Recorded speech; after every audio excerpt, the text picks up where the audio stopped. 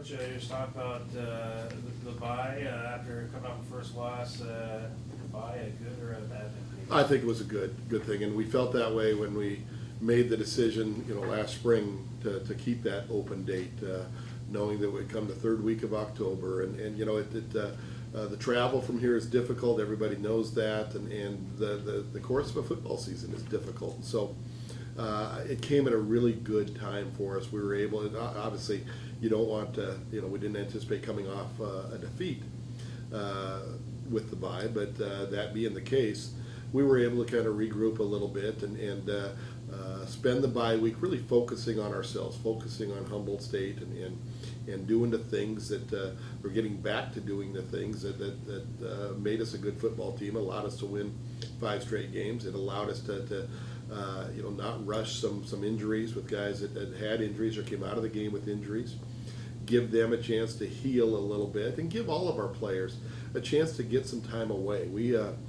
There was a 10-day stretch from the Friday after the Azusa game to this past Sunday, a 10-day stretch where we only practiced 3 days. So, we had 3 quality practices during that time, but we also wanted to make sure that our players got time off and got away from football a little bit, could focus on their schoolwork.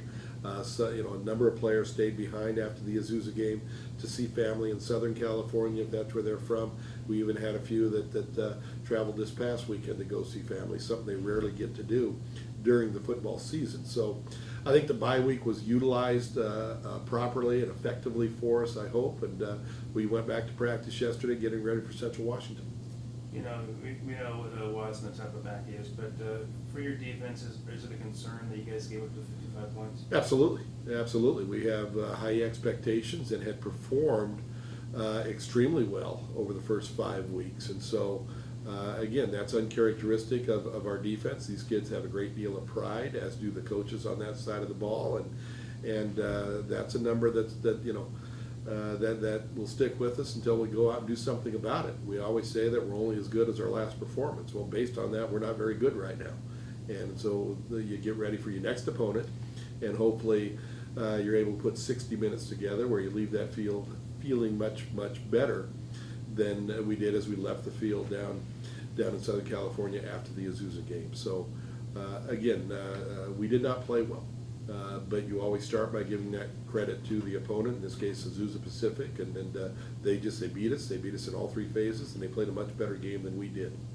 How do you think your guys will respond after the first loss? I'm confident they'll respond in a very positive way, and playing at home certainly is a benefit. We take great pride in putting a good product out there, knowing that we'll have a good crowd, and we've excited this community with our play, with the players and how they've played.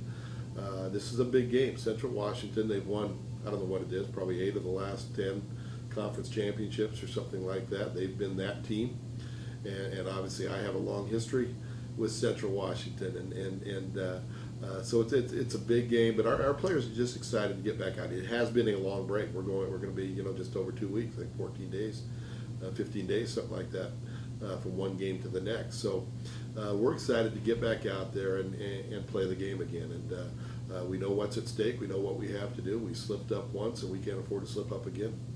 Watching the Cats on video, what's the game plan on Saturday? I'm not going to tell you the game plan now, man. Oh,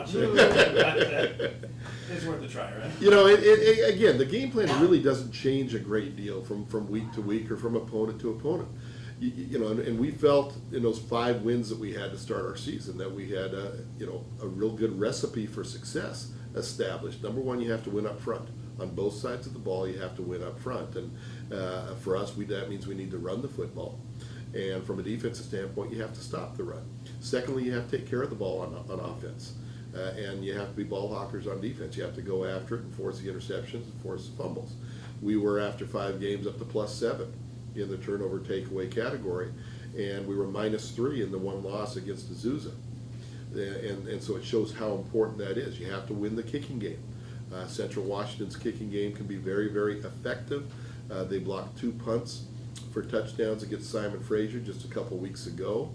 And so, that's the recipe. And it doesn't matter really who the opponent is this week or who it was last week. The recipe will stay the same.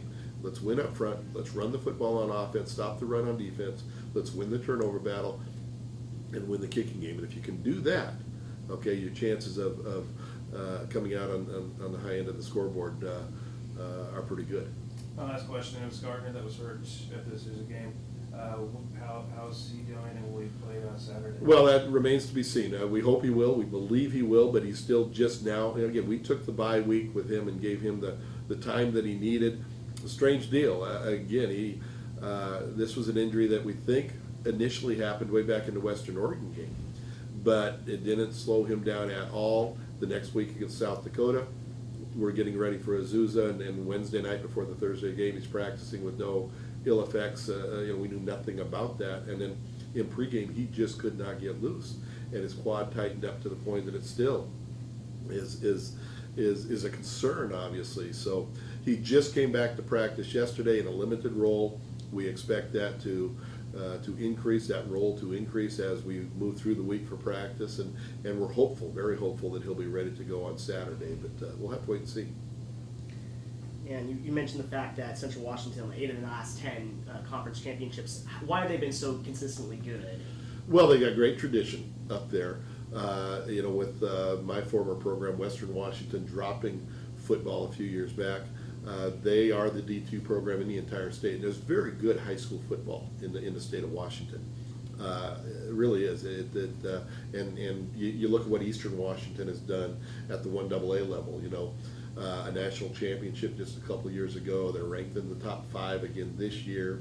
And so once you got Washington State as the 2 Division Ones, and then a really strong Eastern Washington program, and then you got Central Washington, and they've really got the run of the state now with you got Central Washington.